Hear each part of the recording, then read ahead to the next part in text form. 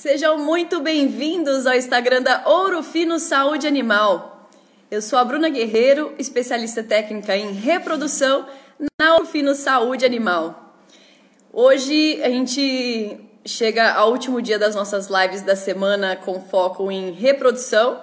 A gente teve vários dias aí, grandes pessoas, grandes nomes, né, da reprodução no Brasil. E hoje a gente continua cumprindo essa missão. Nós vamos trabalhar hoje somente reprodução em gado de leite, é o foco do dia, dos nossos 2 bate-papos.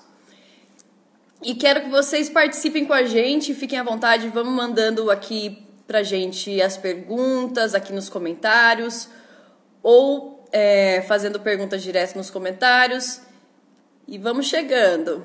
Thalita Reis, seja bem-vinda. E pra gente, queria lembrar vocês que a gente tem uma semana de fomento da utilização da IATF.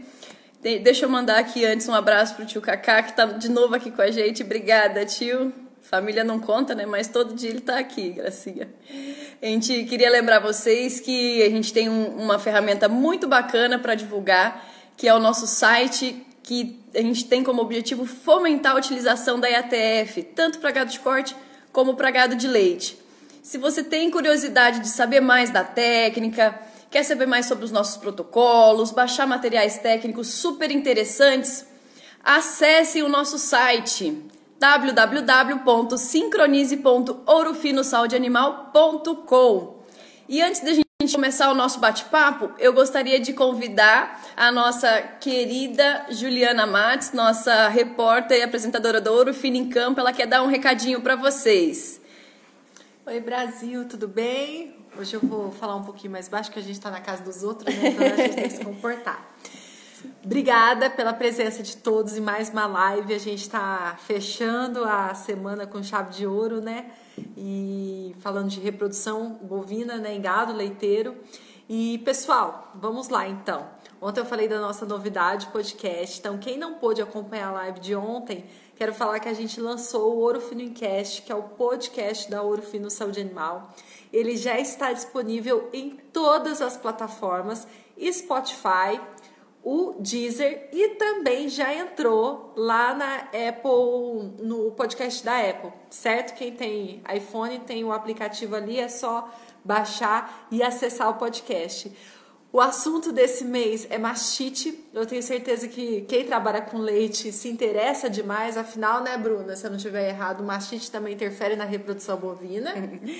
Então, é muito interessante. O bate-papo é conduzido pelo Bruno Freitas, nosso apresentador, que inclusive comentou, bateu palminhas aí agora, né, Bruno? E ele vai conversar com o professor Marcos Veiga, da Universidade de São Paulo, a USP. O professor Marcos Veiga, ele é referência em mastite, então ele dispensa apresentações. Eu tenho certeza que vocês vão adorar. Eu quero muito a audiência de vocês, certo? Eu e toda a turma da Ouro Fino Saúde Animal. Beijos, boa live, vai ser sucesso. Até mais. Obrigada. Bruna, você arrasou essa semana. Obrigada, Ju. Então, para a gente iniciar nosso bate-papo da noite, eu gostaria de convidar o nosso querido participante, o Rogério Eira Alves, que é o médico veterinário da empresa PDHS. Ele que conversa com a gente lá do Novo México, nos Estados Unidos. A gente está com a participação de fora hoje. Eu vou convidar o Rogério aqui. Só um minuto.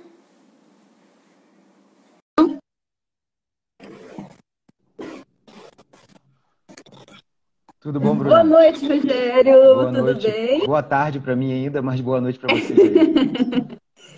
Seja muito bem-vindo, viu, aqui ao Obrigado. nosso Instagram. Queria te agradecer muito por ter aceitado o nosso convite, assim, de prontidão.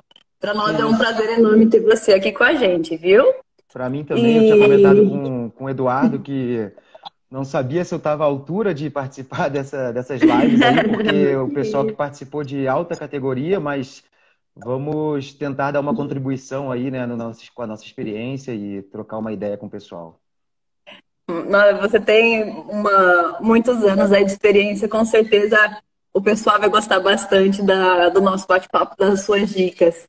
Beleza, E ótimo. só para mostrar, comentar com o pessoal que está nos assistindo, o Rogério, ele trabalhava, né, no Rio Grande do Sul, e aí Exato. recentemente ele está trabalhando nos Estados Unidos. Conta pra gente como é que tá, como é que foi essa transição. Pois é, na verdade tudo começa lá no Rio de Janeiro, que eu me formei lá, né? E durante o ano de 2003, se eu não me engano, eu fui fazer estágio no Rio Grande do Sul e tive contato com profissionais ali realmente muito bons e pedi para retornar, para fazer mais estágios e tudo. E acabei que toda a minha vida profissional eu fiz no Rio Grande do Sul. Então, desde 2005 eu trabalho no Rio Grande do Sul, trabalhei no Rio Grande do Sul. Trabalhei em lugares muito pequenos, produtores muito pequenos, até que meu último local de trabalho era em Passo Fundo. Trabalhava quase que exclusivamente com reprodução nessa região, ia até quase Santa Maria, ia também até Santa Catarina. E, enfim, tinha uma vida, vamos dizer assim, estável fazendo o que eu fazia lá. E de uma hora para outra surgiu um convite para eu vir aqui aos Estados Unidos fazer um treinamento com ultrassonografia. Eu tenho um grande amigo que trabalha aqui, hoje, né, eu trabalho com ele, e ele me falou: ah, vem aí para a gente conversar e tal, a gente quer trabalhar com ultrassonografia, e era algo assim que eu achava engraçado, porque eles trabalhavam em fazendas, nós aqui trabalhamos em fazendas muito grandes, e eles faziam tudo sem o uso da tecnologia da ultrassonografia. E, Caramba! e eu dizia para ele, cara, vocês são loucos, isso não tem como. Na minha concepção era quase impossível. E ele falou, não, vem aqui, a gente tá procurando gente para trabalhar e a gente quer comprar também alguns ultrassons e tal, vem aqui, a gente faz um treinamento e você conhece o lugar. Aí eu vim, isso foi em 2018, em outubro. Aí gostei do lugar, gostei das pessoas, que para mim foi o que mais importou. Voltei para casa, conversei com a família, falei, olha, existe a possibilidade, vamos Olha que analisar legal. e tal. Aí, graças a Deus, deu tudo certo. A minha esposa foi bem companheira, resolveu que valia a pena a gente tomar esse novo rumo, porque nossa vida estava totalmente estabilizada aí no Brasil, em Passo Fundo. E aí agora, em fevereiro, eu cheguei para trabalhar aqui. Então, desde fevereiro, vai fazer 3 meses ainda, eu trabalho então na PDHS, né, que é a Progressive Dairy Health Service. Nós somos em 6 veterinários que trabalhamos juntos. Eu moro no Novo México, a empresa está no Novo México, mas a gente tem um grande número de fazendas que a gente trabalha no Texas. Olha que Então, bacana. para o pessoal ter uma ideia, a média das fazendas aqui são 4.000 vacas em ordenha, são fazendas bem grandes, né? Bem gigantes, bem É, gigantes. Que nossos legal. clientes, eles variam entre 700 a 12.000 vacas em ordenha, e nós somos Maioria holandês, Rogério? Não, Ou tem. não é. Isso é algo bem interessante porque eu tinha um conceito aí no Brasil que, principalmente no Rio Grande do Sul, em sistemas de confinamento, que é onde a maioria dos meus clientes se encontra, e a maioria deles tem esse sistema, a vaca holandesa era aquela que era mais viável, né, do ponto de vista econômico, e a gente percebia isso efetivamente aí. Aqui, a coisa é totalmente diferente e está muito ligada ao preço do leite. Então, provavelmente, a maioria das fazendas que a gente trabalha, o nosso maior cliente, por exemplo, ele tem todo o gado dele cruzado com Jersey. Então, não são Jerseys puras, não são holandesas puras. A maioria é vaca cruzada, Jersey com holandês. Então, olhando do ponto de vista visual, não é algo assim muito normal para a gente, principalmente para quem está no Brasil, né? Mas para o É bem mercado diferente, daqui, né? para o mercado daqui é a vaca mais eficiente e é isso que eles buscam, a eficiência a qualquer custo, né? Não a qualquer custo, mas Por enfim, causa da é o gordura, foco. Rogério, eles É que focam. assim, ó, na realidade, o leite americano, isso é uma coisa que eu tinha como curiosidade, e o leite americano ele tem uma forma de pagamento bem diferente do leite brasileiro. Então, o leite aqui ele tem 4 classificações que não tem nada a ver com a qualidade dele, tá? São classificações de acordo com o mercado que ele vai atender. E aqui, bem próximo da cidade que eu moro, tem a maior indústria de queijo do mundo. Então, esse pessoal, eles processam 15 milhões de libras, desculpa, 15 milhões de libras dia. Isso corresponde a 30% do queijo processado nos Estados Unidos e 25% do queijo do mundo, segundo informações deles, né? E aqui o leite é classificado como classe 3, tá? Que é um leite que vai para queijo ou whey protein, tá? E para esse tipo de queijo, então, para esse tipo de leite, desculpa, é muito interessante a quantidade de sólidos, né? Então, o pagamento aqui, ele tem uma base relacionada ao leite fluido, ele tem adicionais em relação à proteína, gordura e outros sólidos, tem adicionais de célula somática, então entre 200 e 300 o produtor não recebe nenhuma bonificação, tá? E para cada 0,1%, desculpa, isso é para gordura, para cada 20 mil abaixo de 200, ele ganha 3 centavos. Na contagem bacteriana total é a mesma coisa. Ela tem que ser abaixo de 20 mil, a contagem de placas, total em placa. E para as bactérias que sobrevivem à pasteurização, tem que ser abaixo de 200 após a pasteurização. E também eles têm bonificações se atingem essas metas, né? E quase sempre, ou sempre atingem, né? Porque eles mantêm um processo de qualidade de leite excepcional, porque ali tem que estar o diferencial do valor do leite deles, né? E o que eu dizia da gordura é que para cada 0,1 que ele subir acima de 3,5, então a base dele aqui é 3,5, para cada 0,1 ele tem um multiplicador de 1,32 dólares. Então, é um pouco complexo a formação do preço aqui. Inclusive, é até interessante que tem um senador americano que uma vez foi explicar a formação do preço do leite no Senado, e ele disse que somente 3 pessoas sabem como se faz o preço do leite nos Estados Unidos, e 2 estão mentindo. Então, pode ser que eu esteja mentindo para vocês, mas é mais ou menos isso, e eles levam muito a sério a questão da qualidade, porque está dentro talvez daqueles centavos de dólar que eles têm de lucratividade no negócio, né? E o padrão de qualidade deles está muito distante ainda, né, Rogério? É completamente diferente. Então, outro nível bem alto. Né? A gente sabe? Não tem, quem sabe um dia que a gente torce.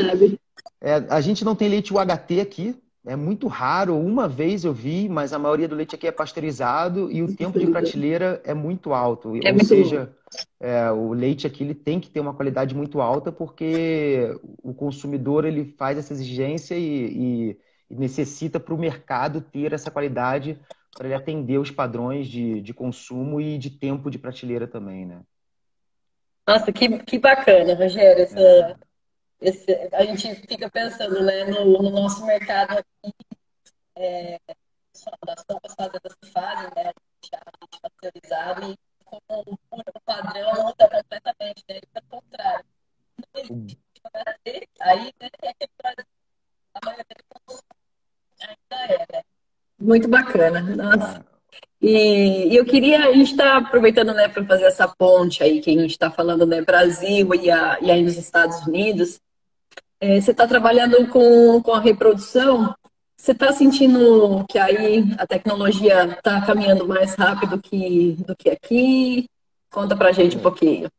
Aqui tem uma particularidade muito, muito interessante, que é o seguinte, você encontra de 8 a 80. Assim, a gente tem propriedades que a gente atende altamente tecnificadas. O que eu digo altamente tecnificadas, muitas vezes aí no Brasil o pessoal vai dizer, não, isso aí é normal aqui pra gente, mas porque pra gente esse é o top da tecnificação, que seria, por exemplo, o cara que tem medidor de atividade, que todas as vacas são chipadas com transponder, então tem leitores, scanners, que é a forma que a gente faz o nosso trabalho no dia a dia, como são muito grandes as fazendas, não tem como correr lista de papel, então todas as vacas têm um transponder na orelha e passa-se o scanner na frente da vaca, e quando o scanner fala alguma coisa para a pessoa que está ali, né, fazendo manejo reprodutivo com a gente, ela passa para a gente o que a gente Ela precisa fazer naquela separa. vaca. Exato, é.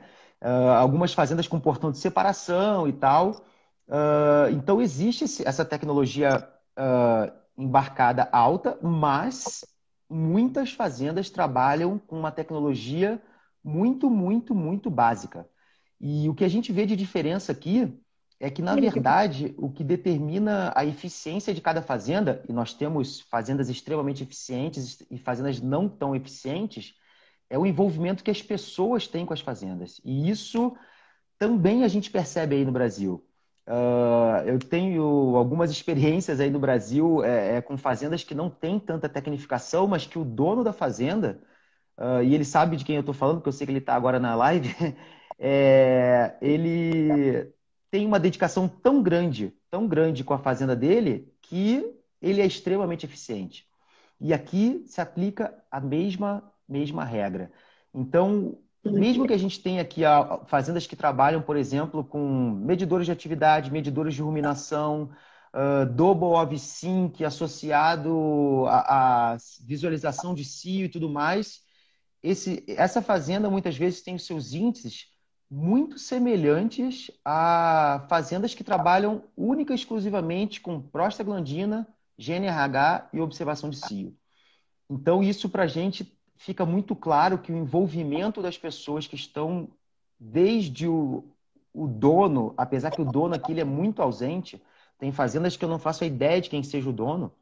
Nunca viu ainda. Nunca vi, não tenho ideia. Tem fazendas que eu acho que eu nunca vou ver, porque o dono é uma companhia, como eles falam. Então, tem gente aqui que ordenha 40, 50 mil vacas pelos Estados Unidos e uma das fazendas está aqui na nossa região e é nosso cliente. Eu conheço o gerente da fazenda. Então, a maioria dessas fazendas, o dono a gente não sabe, mas aí a gente tem sempre contato com o gerente e os funcionários, né? E o que determina a eficiência de cada fazenda vai sempre ser as pessoas que estão envolvidas dentro do negócio. Então, isso é uma coisa interessante porque a gente tem um caso de uma fazenda que eu estava essa quarta-feira trabalhando, que tem um senhor que deve ter seus 70 anos, ele é o gerente e o inseminador. E os números deles são fantásticos, fantásticos. E trabalham única e exclusivamente com utilização de prostaglandina no programa reprodutivo. A gente tem uma outra fazenda que tem toda a tecnologia máxima aqui que a gente pode ter e não tem índices tão bons quanto a fazenda desse senhor que eu estava quarta-feira. Ou seja, a tecnologia aqui, do ponto de vista de programa reprodutivo, de medidores de atividade, ela não é assim o diferencial. O que nós aqui temos bem interessante é que todas as fazendas têm um programa gerencial, quase todas usam o mesmo programa gerencial. E a nossa empresa, lá, a clínica que eu trabalho, nossa, eu não sou o dono, né? Mas a clínica que eu trabalho, mas me sinto parte da equipe, claro. E a gente tem um aplicativo que isso sim é muito interessante. Esse aplicativo, a gente faz um download do programa gerencial da fazenda e o aplicativo mostra pra gente todos os índices de tudo. Reprodução, produção, mastite... Sanidade também. Que legal. Tudo. Taxas de descarte, motivos de descarte, índices de doenças pós-parto, tudo é mensurado pelo programa gerencial, é feito um download para o nosso aplicativo e nós temos isso na palma da mão ali na hora que a gente quiser. Essa tecnologia traz um diferencial bem legal, porque a gente consegue ter exatamente ao final do nosso trabalho, eles descarregam o scanner para o computador deles e nós descarregamos o programa para o nosso celular. A gente termina de trabalhar, a gente consegue ter tudo na mão para iniciar uma conversa geralmente com o gerente, né, sobre o que está acontecendo. Então, essa tecnologia, mais específica da clínica que eu trabalho, ela é bem interessante, né? Então, enfim, todo mundo tem mais ou menos a mesma conduta, tá? O sistema de produção aqui, para quem olha aí do Brasil, é bem diferente. A gente olha daí e pensa, isso aí nunca vai dar certo, porque aqui a gente está numa região, só para situar um pouco geograficamente, num deserto a 1.700 metros de altura. Então é extremamente seco, as noites são frias, agora no verão, a gente está entrando no verão, né? É calor, mas extremamente seco. Então existe um conforto do ponto de vista de THI das vacas muito bom. E as fazendas trabalham com, a gente chama aqui de open pen, que é tudo ao ar livre, somente os canzis, e tem uma terra, e as vacas estão ali.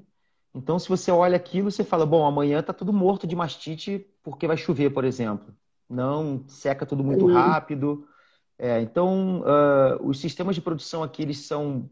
As fazendas têm o mesmo sistema de produção, uma que outra é orgânica, então ela necessita mandar as vacas a pasto. E existe uma forma de trabalho muito semelhante, mas nem sempre alta tecnologia. Não, isso não era algo que eu pensava também. Bom, A gente, como eu comecei... todo mundo pensa, né? Acredita que é outro nível, que é uma alta tecnificação. Não é tão assim, né, em alguns lugares. Não. E como eu comecei a falar, nem ultrassom a gente trabalhava aqui antigamente, eles trabalhavam, né? Então já demonstra que, na verdade, é possível sim ser eficiente com um sistema simples, mas bem manejado, bem trabalhado e com principalmente um ótimo envolvimento de pessoas no negócio, é o que determina o sucesso. Rogério, eu queria aproveitar todo esse know-how que você tem tantos anos aí trabalhando em fazenda de leite, né? Para você, quando um técnico vai começar a assumir uma fazenda nova, por exemplo, acabei de chegar, estou entrando, vamos começar a trabalhar agora, né? Um sistema completamente diferente. O que a gente, na sua opinião, quais são os principais pontos que a gente tem que avaliar para fazer um diagnóstico de situação, né, da fazenda para estabelecer as ações? Bom, o que você começaria a procurar? Bom, aqui, tá? Eu tinha um sistema de trabalho aí no Brasil e quando eu cheguei aqui, obviamente, eu me adequei ao sistema de trabalho da clínica que eu trabalho. Aqui nós não fazemos nenhuma alteração antes de 3 ou 4 visitas. Não se mexe em nada na fazenda. Se a gente é chamado para trabalhar, semana passada nós iniciamos numa fazenda, a gente não mexe em nada, tá? Por quê? Porque é o tempo que a gente acredita aqui, que a gente leva para conhecer um pouco mais como aquela fazenda funciona. Então, um exemplo que eu posso dar para você é que como as fazendas são grandes aqui, qualquer implementação de um programa reprodutivo novo requer um envolvimento muito grande, novamente, de pessoas. Muito grande. Às vezes a gente, por exemplo, se a gente vai colocar um programa de OVSync para rodar aqui, a gente vai necessitar, muitas vezes, fazer 500 vacas numa semana, ou numa semana não, mas num mês, provavelmente 500 vacas. Então, você imagina o cara encontrar numa manhã, porque tem que ser de manhã, 500 vacas dentro de uma fazenda, distribuída em 5, 6 lotes aí, 4 lotes, mais ou menos. Se você mudar isso da noite para o dia, pode ser o pontapé para o fracasso, né? Você pode estar causando um problema muito sério. Então, a gente não faz nenhuma mudança, tá? A partir do momento que se sabe como é o trabalho que aquela fazenda consegue executar, e aí a gente volta a falar de pessoas nesse momento, aí sim a gente passa a ter alguma sugestão para dentro da fazenda, tá? Com o nosso aplicativo ali, isso é muito interessante, porque a gente consegue fazer um benchmark com todas as outras fazendas que a gente tem. Então, muitas vezes, quando a gente vai sugerir algo para a fazenda, a gente consegue comprovar para o gerente que é possível, sim, atingir uma taxa de serviço de 88%. Ele vai dizer, não, isso não existe, né? Não vou conseguir isso. Se chegar lá e falar aqui, ó, tá aqui, eu tenho 15 fazendas que fazem isso. Outras fazendas que já tem essa, né? E aí a gente precisa saber se aquela fazenda consegue fazer um envolvimento pessoal para que aquilo seja algo de sucesso, né? E aí, o que a gente hoje foca aqui, principalmente, é na taxa de prenhez das fazendas, né? Então, é o que determina saber se a reprodução da fazenda está tendo um andamento adequado. É claro que a taxa de prenhez vai ser um número muito simplista, vamos dizer assim, porque ele vem alicerçado por diversas outras questões, né? Então, por exemplo, hoje eu estava trabalhando numa fazenda que eles determinaram há algum tempo atrás que o foco deles seria aumentar a taxa de serviço deles, tá? Então, eles focaram nisso, intensificaram um programa de ATF dentro da fazenda, intensificaram a visualização de cio, tá? Porque é algo que aqui é uma religião. Você vê todas as fazendas, todas as vacas de todas as fazendas são pintadas todos os dias. Isso E é um manejo muito bacana, né, Rogério? Que aqui não, não tem, a gente não tem, é difícil a gente ver aqui. E não aí tem eles quem têm não um faça. manejo assim muito regrado, né? Muito regrado Não com a tem quem química, não né? faça. Então, eles intensificaram isso e tomaram como meta melhorar a taxa de serviço deles. É, E aí, obviamente, melhorando a taxa de serviço, eles tiveram melhoria na taxa de concepção. E o que é legal é que aí no final do dia de hoje, a gente fez esse backup ali na hora, foi discutir dados. Aí essa fazenda, é interessante que o dono dela é um belga, ele é belga e ele trabalha, ele e a esposa na fazenda. Eles ordenham umas 4.000 vacas e ele está todo dia lá. E aí ele mostrou pra gente, e fica até uma sugestão aí para Ouro Fino, a empresa que ele compra os hormônios, ela tem um benchmark em todos os Estados Unidos online. Então ela separa por região, a gente aqui está na região sudoeste dos Estados Unidos, e eles têm dentro desse benchmark 820.000 vacas rodando, Caramba, né? E caramba. aí ele mostrou pra gente que ele estava acima da média na taxa de serviço, acima da média no percentual de vaca gestante antes de 125 dias em lactação. Ele estava um pouquinho abaixo da média na taxa de pré-age, mas ele estava satisfeito com aquilo. E, enfim, ele tomou um rumo, uma meta, que era a taxa de serviço, e ele fez aquilo acontecer muito como uma religião. E isso é muito normal aqui.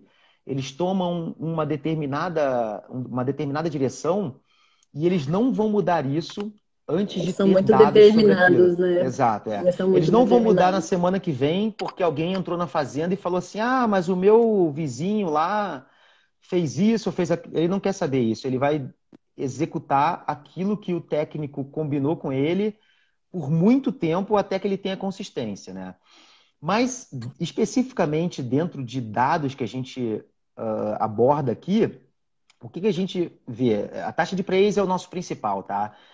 Em segundo, a gente tenta intensificar a taxa de serviço. E, Sim. além disso, a gente avalia, com o passar das visitas, del médio, percentual de vaca gestante no rebanho. Isso é bem importante. Aqui existe uma estabilidade, porque as taxas de descarte são muito altas aqui. Mas no Brasil, a maioria das fazendas que eu trabalhava, pelo menos, a gente tinha uma situação que era momentos de del médio excelente, com um percentual de vaca gestante baixo, momentos de del médio alto, com um percentual de vaca gestante alto também. Então, isso mostrava uma sazonalidade na reprodução Muito, muito grande. que impactava diretamente na questão financeira da fazenda, né?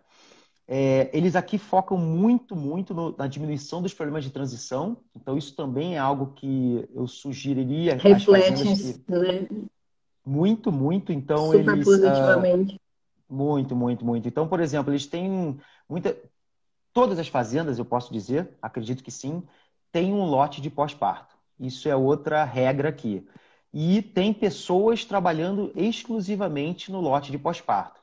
Tá? Eles fazem mensuração de temperatura diária, mensuram cetose, estão treinados a diagnosticar deslocamento de abomase o mais rápido possível, fazem todos os apontamentos, me fugiu a palavra agora, mas enfim, os recordes, tá? Para que isso vá para dentro do programa com consistência, com realidade de dados, tá? Então, as fazendas prezam muito por ter uma vaca entrando bem na lactação, porque eles sabem que o reflexo disso na reprodução vai ser imenso, muito né? alto. E no financeiro deles, né? Eles querem aquela vaca produzindo muito leite, porque a margem do produtor americano ela é bem baixa. A gente né, às vezes fica pensando em dólar, mas são poucos centavos de dólar por libras de leite que ele tem. Então, isso faz com que ele tenha que ser muito eficiente, né? E, na sequência, havendo a necessidade, tem lugares que a gente não faz nenhuma mudança, mas havendo a necessidade, é estabelecido um novo programa reprodutivo para a fazenda. E uma outra coisa interessante que a gente observa aqui é a gente dá uma olhada, assim, com um certo critério, nos animais de reposição. Porque os animais de reposição são um reflexo bem interessante da realidade passada da fazenda. Então, se você percebe que a fazenda tem uma qualidade, uma quantidade de reposição baixa, você pode esperar que aquele lugar ali é um pouquinho complicado nos seus indicadores, né? Então, também é uma forma da gente tentar fazer esse escaneamento da situação da fazenda, porque isso é muito difícil, né? Aqui a gente tem uma consistência de dados e uma quantidade de dados boa. Quando eu trabalhava aí, a gente tinha muita fazenda que não tem isso. Completamente oposto, né? Então, se você às vezes entra, e eu já cometi esse erro mais de uma vez, você entra de sola para tentar elevar os índices reprodutivos da fazenda, e quando chega no final, o gargalo é que o inseminador não inseminava as vacas. Ou que ele não aplicava um dos hormônios. E aí você pensa, bom, agora eu vou solucionar a vida desse cara, e quando passa 30, 40 dias que você vai para o diagnóstico de gestação, você tem uma notícia ruim para dar para ele. E aí como explicar, né? Então aqui a gente toma um pouco de cuidado, porque também a mão de obra não é nada excelente, nada, tá? Em alguns lugares, claro, é boa, mas não é assim excepcional, não. Aproveitando esse gancho, Rogério, que a gente está comentando bastante, né, dos funcionários, da importância. Que tipo de treinamento assim, vocês planejam, né, para esses funcionários, para eles chegarem nesse alto nível de desempenho que vocês têm nas fazendas que vocês atendem? O que é feito de exemplo aqui para a gente. O que é feito aqui constantemente é que é discutido através do aplicativo os números da fazenda. E ele é envolvido nisso daí, entendeu? Então, ele tem um envolvimento pessoal, direto. Algumas fazendas trabalham com bonificação por vaca prenhe. Então, isso faz com que ele também queira melhorar o número dele, né? E uma coisa que eu achei muito interessante, eu vi uma live, eu não consegui acompanhar todas por causa da diferença de horário, mas a live do Sérgio Soriano, que é um cara que eu não tive prazer de conhecer pessoalmente, mas sei da capacidade e da pessoa que é, e ele falou algo muito interessante. Ele falou algo muito interessante do feedback positivo, né? Que isso eu acredito nisso daí, e já desde que eu trabalhava aí, eu tentava aplicar isso, porque muitas vezes, se você coloca o funcionário o tempo inteiro numa situação de pressão, onde você quer dizer para ele, através das suas atitudes, que ele é substituível a qualquer momento, até que você substitua ele vai somente te dar prejuízo. Ele não vai conseguir ter a eficiência que a gente espera dele. E o que a gente vê aqui é que o funcionário ele também tem o mesmo comportamento do funcionário no Brasil, só que a gente tenta ter ele ao nosso lado o tempo inteiro. Uma das coisas que facilita é que quase 100% dos funcionários são mexicanos ou guatemalenses. E eles se afeiçoam a gente latino. Então, isso traz uma tranquilidade de trabalho. A gente fala, eu arranho aqui um espanhol para falar com ele. E isso é muito bom, porque às vezes o gerente dele não fala com ele na língua dele. Então, isso faz com que ele esteja sempre buscando a perfeição, né? E a gente mostra para eles que, mesmo a gente estando não vou dizer do outro lado da moeda, mas a gente, como veterinário, nós não nos encaramos como alguém melhor do que eles, ou que está sem dúvida. Nada disso, entendeu? Então, se a gente tem que ir lá sei lá, pegar uma vaca, porque às vezes as vacas, as taxas de lotação aqui são outra coisa absurda, eles trabalham com 120, 125% de lotação por lote. Então, muitas vezes a gente termina, vamos dizer assim, aquele lote lá e não encontramos os 100% das vacas que precisávamos encontrar lá. E elas estão soltas. Tem que ir pegar. E isso é um indicativo legal que a gente tem do comprometimento pessoal da fazenda. A gente tem fazenda que chega no final do lote, o cara fala assim, ó, faltou 20, vamos pro próximo lote. E tem fazenda que o cara fala assim, ó, faltou 20, vamos recolher todas e vamos achar uma por uma das 20 que faltaram. E a gente vai lá junto com eles, a gente recolhe as vacas com eles, a gente, se tiver que correr atrás de vaca, a gente corre. E isso, para eles, é parte do nosso comprometimento. E tá todo mundo junto, né, com o mesmo objetivo, né, que é vaca prenha. É isso aí, eu acho que é o principal, todo mundo né? no mesmo barco. A gente sabe que encontrar uma vaca vazia é a parte quase mais importante do dia. Ou seja, eu preciso encontrar uma vaca vazia para fazer ela ser prenhe em algum momento novamente. E ele quer aquilo ali também, porque aquilo dali é o reflexo do dia a dia dele, né? Aqui tem muita fazenda que funciona 24 horas, então tem muito funcionário que quando eu chego 5, 6 da manhã para trabalhar na fazenda, ele já está desde 2 horas da manhã. Então, se eu não valorizar aquele trabalho dele, aquele dia dele... tem. Então, a gente volta de novo, até quando vocês sugeriram essa conversa, depois eu vi o anúncio ali da live que era sobre gestão, e eu pensei, poxa, mas será que eu faço gestão e tal? E aí comecei a pensar e disse, nossa, claro que faz o tempo todo. O tempo todo, exato.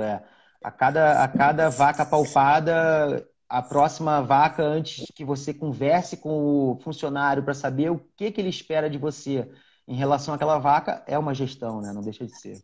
Sem dúvida. Desculpa, pessoal. Rogério, tem uma pergunta aqui do Fábio.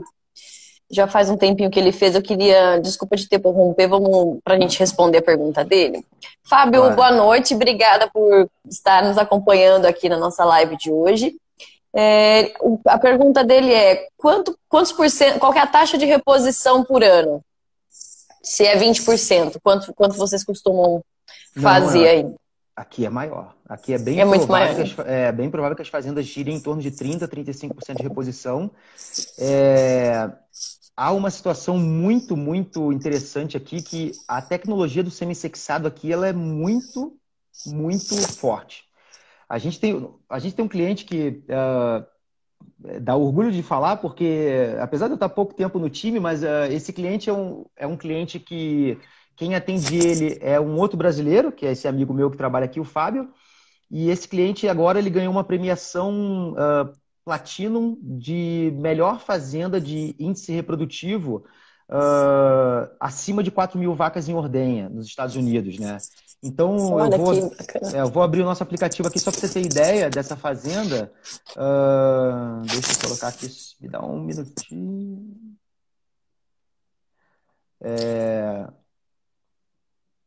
E esse cara usa 100% de semi-sexado, por isso que eu toquei no nome nessa fazenda, né? Ele usa 100% nas vacas, independente do número de serviço. Independente do número de serviço, só que aqui tem um outro mercado que é muito interessante, que é assim, ó. O animal que tiver sangue Angus, ele tem um valor pós-nascimento muito bom. Tá? Então, como que ele trabalha? Novilhas, tá? Novilhas nulíparas. 100% semissexado até 4 inseminações. Dali para frente... 4 serviços. Dali para frente é carne. Entra. Não se trabalha Dali mais. para frente já descarta. Descarta. Vai embora. Olha que... Vacas de primeira cria são 2 serviços de sexado, tá? E sexado Jersey, fêmea, tá? Dali para frente, sexado Angus macho, tá? Vacas de segunda cria, 1 serviço sexado Jersey fêmea, dali para frente, sexado Angus macho. E terceira cria em diante, totalmente sexado Angus macho. E isso demonstra um pouco também sobre a pergunta... E quanto gira de concepção, Rogério? Pois é. A taxa, eu vou puxar agora aqui no aplicativo aqui, tá? A taxa de concepção dele Eu tenho aqui números, o aplicativo está me mostrando desde maio de 2019 a fevereiro de 2020, tá? O mínimo que ele teve foi 41% de concepção. E chegou a ter 52% de concepção. Poxa. O preg rate dele é mínimo 35, máximo 43, tá? A taxa de prenhez. E a taxa de serviço dele, né? Taxa de detecção de cio, esse cara trabalha double OV-Sync na primeira inseminação. E dali para frente ele vai pintando as vacas e pegando os cios de retorno, ou se ele não pegou e nós diagnosticamos vazia, entra em OV-Sync, provavelmente CoSync 72, porque as fazendas aqui não trabalham de tarde. Ou seja, não há aplicação hormonal, não há inseminação que não seja de manhã. Então ele trabalha CoSync 72. E aí a taxa de serviço dele vai de 81 a 88. Então, nossa, é muito alto. É muito alto. Por isso que o preg rate dele é muito alto também. É muito alto. E 100% semi-sexado. É bem interessante porque você começa a perceber que, né, se tudo bem manejado desde a vaca até as pessoas, não há impedimento.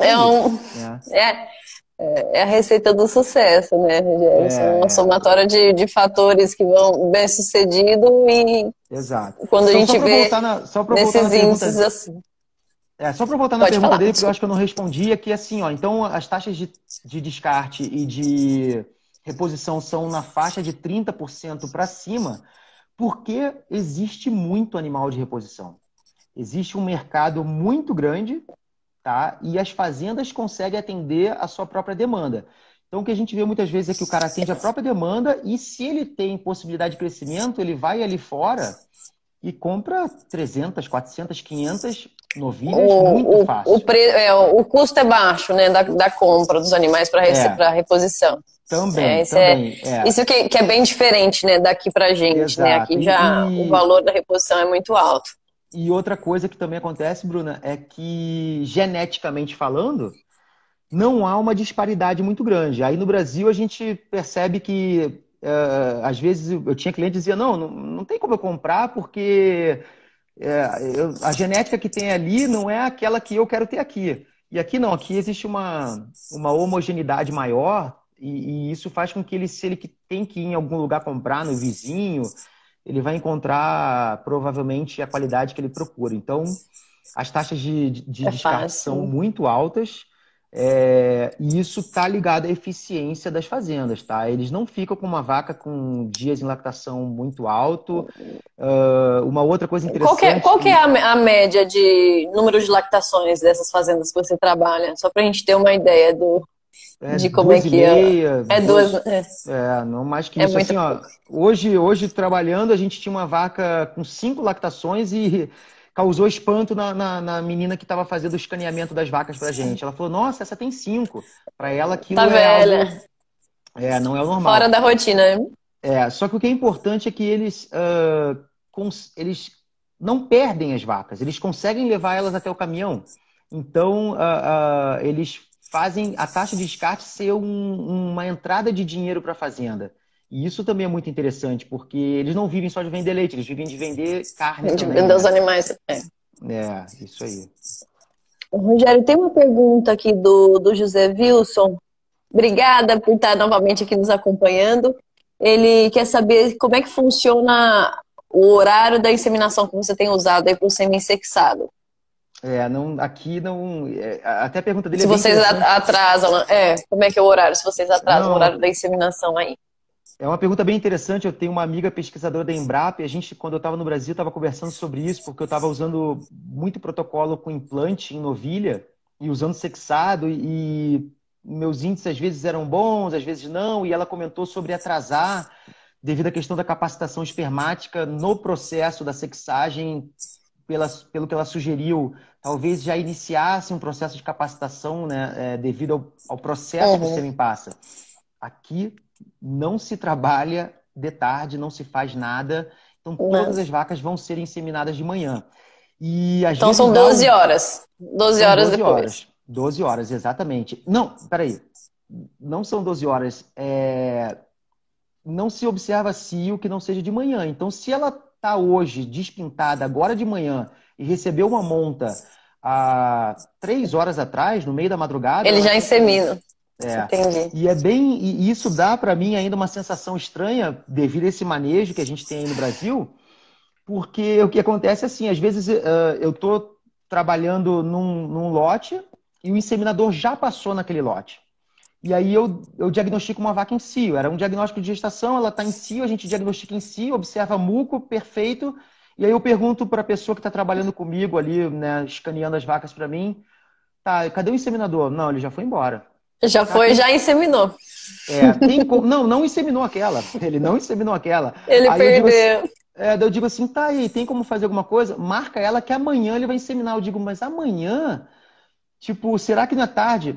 A gente não quer saber aqui da hora. A gente quer saber aqui que o sêmen chegue dentro da vaca. Então o propósito deles é muito maior em ter esse comprometimento na execução do protocolo, na execução da pintura das vacas, em realizar a inseminação de forma mais perfeita possível, higiênica, tudo mais, do que especificamente com horário. Não que eu discorde da pergunta dele, não. Existem trabalhos relacionados a isso, mas é que o tamanho das fazendas aqui não permite isso.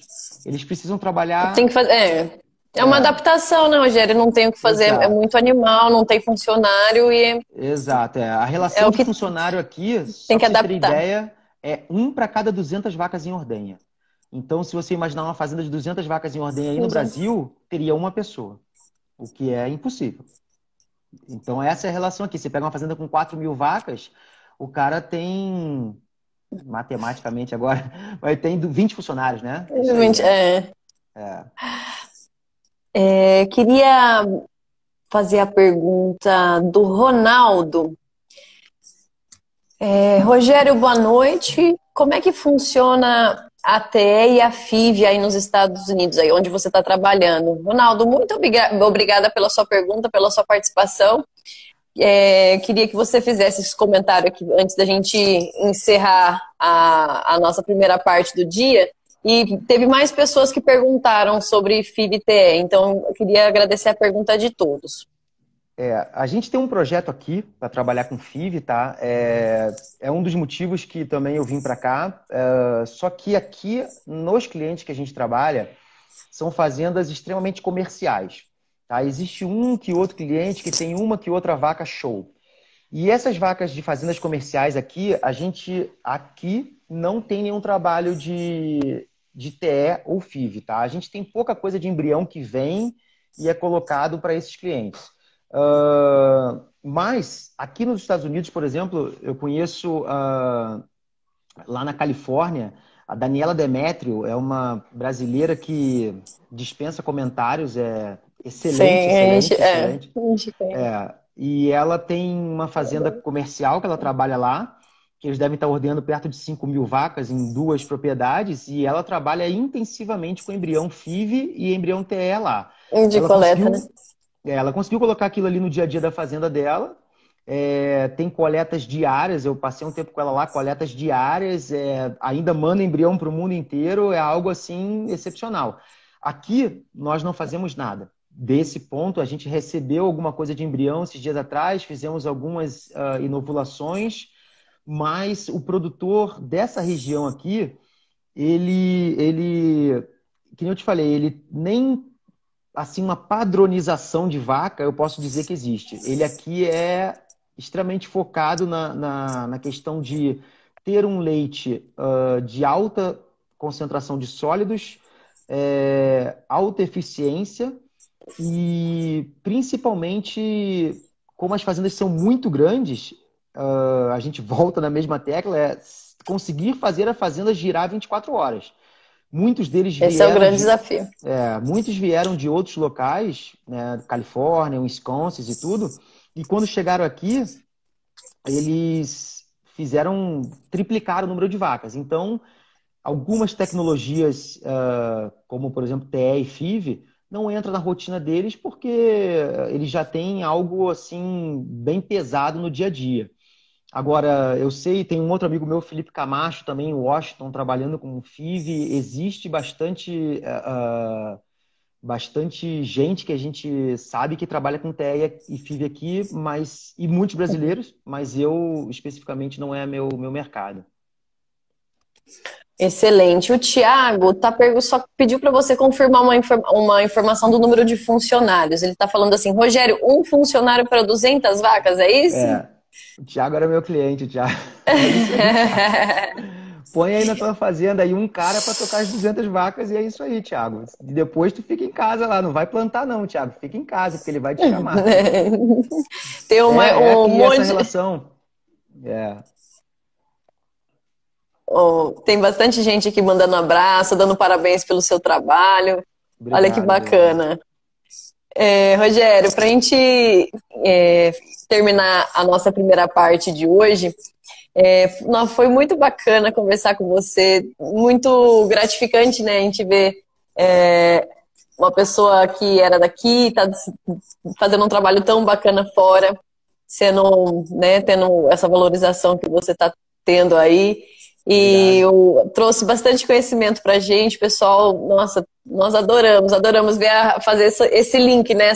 Comparando essa realidade de fora com o que a gente vive, né? Te agradeço muito, viu? Isso, obrigado, valeu. Obrigado a vocês aí pelo convite.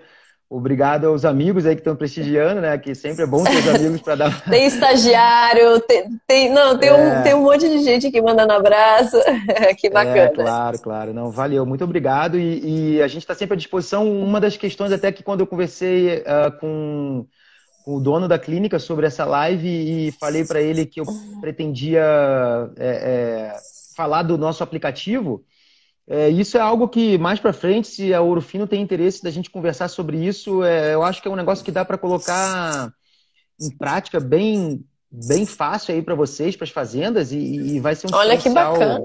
É um diferencial bem grande, porque a partir dali dos números você começa a conseguir enxergar bastante coisa. E a gente precisa colocar número nas fazendas, né? Tem muita fazenda ainda que não tem um sistema eficiente, claro. Né? Acho que depois vamos conversar melhor sobre isso aí. Perfeito. Não, Combinado? Não, tá ótimo. Rogério, muito obrigada, viu? Te agradeço novamente, brigadão. Legal, obrigado por aí. Tudo. Pessoal, eu vou pra gente chamar nosso... um abraço, viu? Brigadão. Pessoal, pra gente encerrar essa primeira parte do nosso dia, do nosso bate-papo, me despeço aqui do Rogério e já vou encerrar a live e já chamar outra na sequência para a gente entrar com o nosso segundo convidado, tá bom? Obrigada, um abraço. Esperem aí. Obrigado, Bruna. Obrigado, um abraço. Obrigada, Rogério.